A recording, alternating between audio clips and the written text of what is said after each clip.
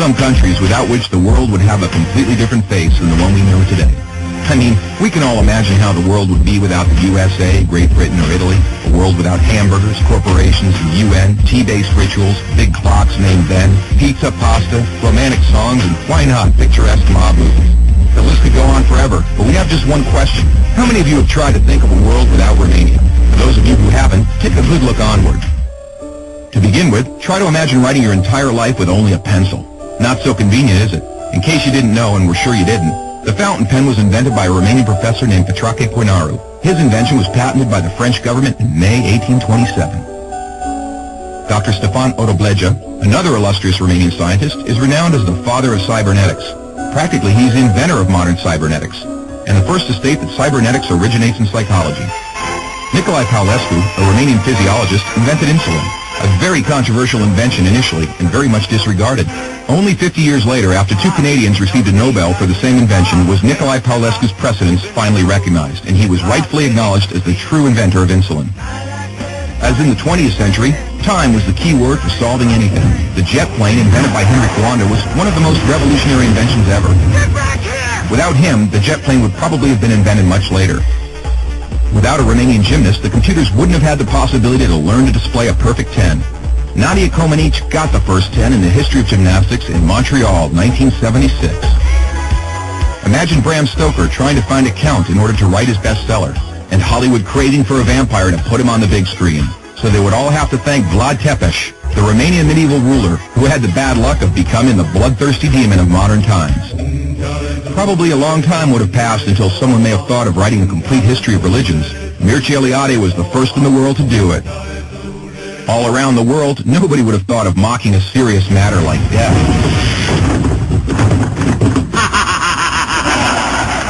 Natively creative, the Romanians have their own way of dealing with it by laughing in its face. We are the first nation to have a happy graveyard, renowned for its storytelling funeral plates. Unless UEFA had approved a 1-meter-wide goal, nobody would have been able to defend 4 penalty strikes in a row. This performance by Romanian goalkeeper Helmut Ducadam granted Steaua Bucharest the Champions Cup in 1986.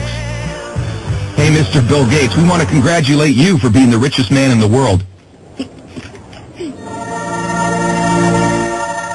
But let's put it this way, you owe us big time.